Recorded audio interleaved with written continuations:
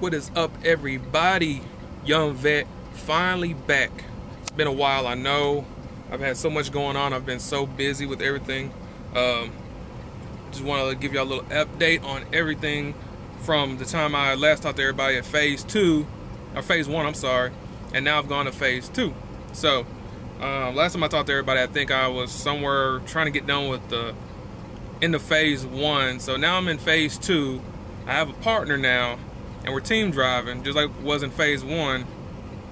And it's not been too bad. I mean, it's a cool guy. We was on orientation together and everything.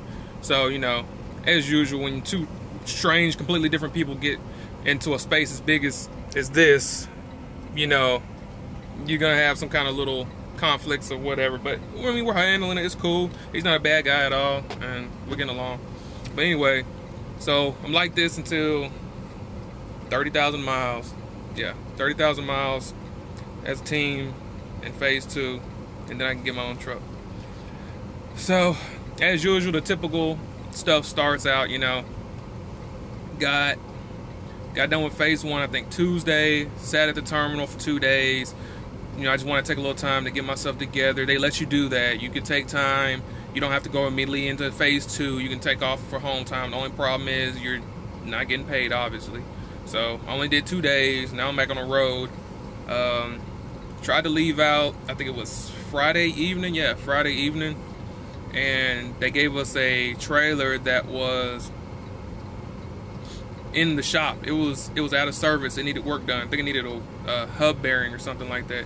But finally got on the road, got dropped, and then had another setback. So we ended up sitting overnight. So left Saturday morning from Memphis.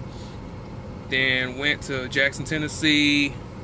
I had to pick up the Kellogg's going to California. So now I'm in Fontana.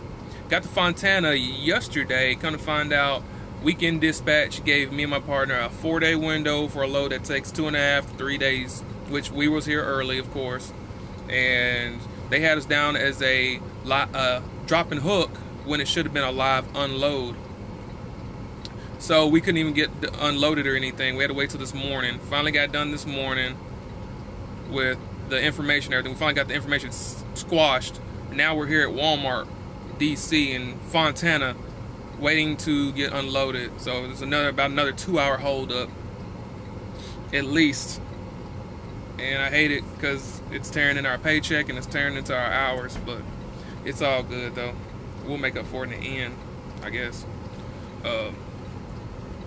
That was just something that just, it happens. It's part of trucking, and that's the thing that a lot of drivers don't talk about. They'll complain all day and blame the company, you know, but it's gonna happen. You know, you're gonna have miscommunications. You know, dispatch is gonna, you know, get their wires crossed, and information is gonna be given out wrong or whatever be the case. It's just part of it, you know. And you can't be negative about everything because it doesn't matter where you work at. Any job you work at, you're gonna have bad days. You know, there's gonna be days where the people within the company aren't communicating, they're not firing on all cylinders, and it's just part of it. There's no reason to bash the company. You know, all of a sudden this company you've been working for is the worst company in the world to work for because you had a bad day or they had a bad day and you let it get to you. I don't understand why drivers do that. I'm not gonna do that, you know. So far it's been so good with PTL, I'm not gonna lie. You know, there's been little hiccups here and there, but whatever. I don't care. I'm still getting paid, so I don't know what people complaining about. I don't plan on going home. They let you take home time for Thanksgiving and Christmas and all that. I'm not going home for Thanksgiving. Me and my partner are trying to work out exactly what days we're gonna go home for Christmas. We're gonna take a couple of days off just to be with the family, and then we're gonna get right back to it because we don't want to be in this truck training any longer than we have to. You know, if anybody's ever been to Fontana, California, it's kind of half and half. Like they have like, yeah, obviously the down parts, you know, I guess you could say like lower income parts. And then I went to Rancho Cucamonga, which apparently is a real place. I didn't even know it was a real place, really. I'd heard of it and stuff, you know, and I obviously seen it on the movie Friday After Next. or next Friday. I'm sorry, but I didn't think it was an actual place, and it is, and it's upscale too. It's close to the mountains here in California, and it's a beautiful little area. I went and did a little window shopping yesterday, which was hard to do because I like spending money, but I ain't do all that. I just bought some stuff I needed for the truck and whatever. And I had to get a few things for my hair. I've changed my hair. I don't know. Last time y'all see me, I had like a nappy looking fro, and now I've got dreadlocks started. So I don't know. We'll see how that goes. Whatever.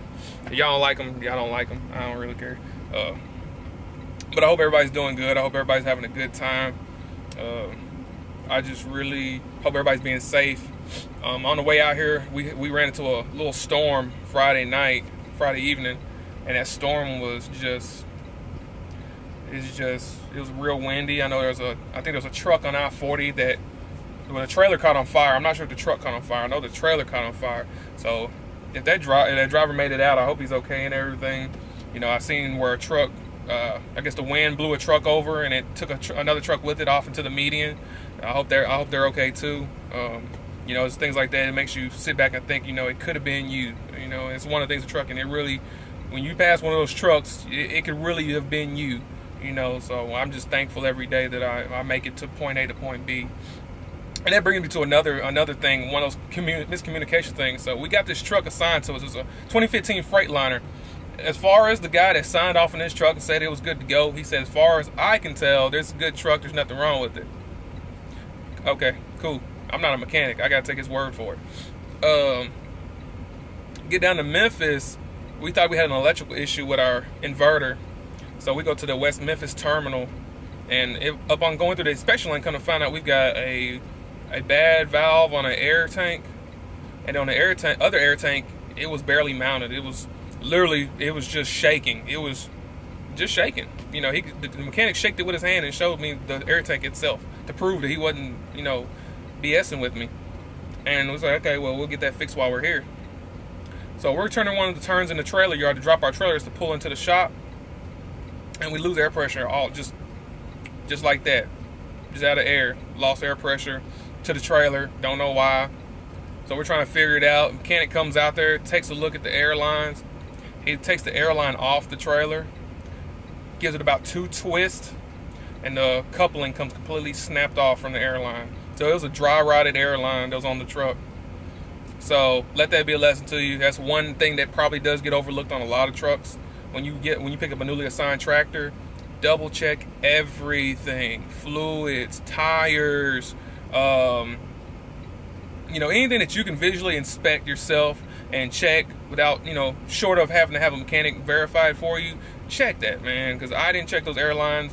Rookie move on my part, I guess. Call it what you want. Chalk it up to a learning experience. From now on, I'm checking airlines, even if it's a 2015. Yeah, check everything. But other than that, man, it's been typical trucking. Trying to stay positive as best I can. I hope everybody else is doing the same. Just stay safe out there. It's the time of the year. Everybody's traveling. Holidays coming up. A lot of drivers are not caring, and I'm talking about four-wheelers too. A lot of people are just not caring about the next driver. They just want to get where they gotta go. That 5 seconds of time that they take to pass you and make the same turn that you're making, hit the same exit you're taking, that means a lot to them for some reason. I don't know why, but that 5 seconds means the world to them. Apparently whatever they're going to is not gonna be there in 10 seconds. So I'm gonna get off of here. I'm gonna chill out while I'm waiting for this unload to be completed, and I'm gonna do some reading or something. I like to read and study music lyrics, so that's probably what I'll do. So everybody be cool. I'll holler at you later. Young Vet out.